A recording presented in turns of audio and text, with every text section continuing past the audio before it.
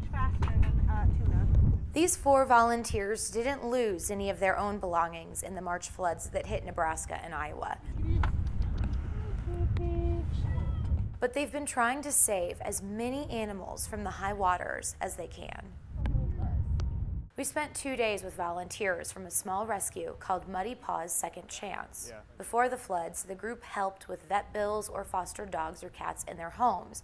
But since the water rose, they estimate they've saved more than 200 farm animals and pets from drowning, starving, or getting lost in the elements. I can't imagine being these people that couldn't, some of them were at work, they couldn't get home, and we all just wanted to help everybody that we could get their animals to them. The last couple weeks we have had to figure out exactly where to put chickens, where to put goats, where to put a potbelly pig.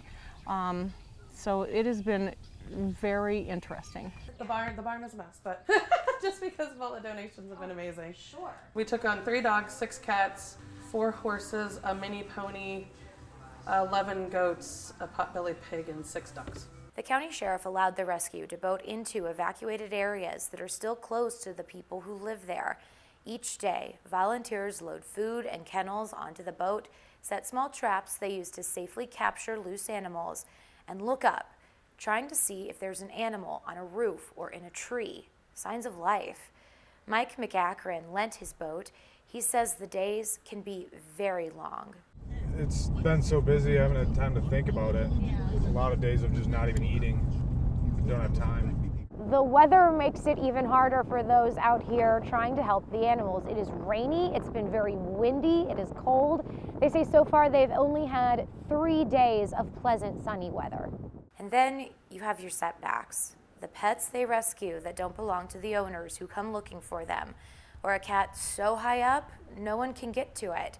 And sometimes the group can't save every animal. We went to a farm that you can look at the house and tell how high the water had gone, and it had easily been probably 12 feet. And we walked into a barn just to see if we could find anything. And I looked in the first stall, and there was a horse that had been, I'm sorry, I'm gonna cry talking about it.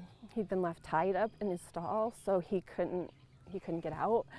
And so that by far was the hardest thing for me, was to see that horse. But there are still animals out there who need the help, so the volunteers refuse to quit. Got it? Did you get him? Oh, man! I couldn't live with myself if I just sat at home and went, oh, that's too bad, that's so sad. I had to be out here helping. I could not.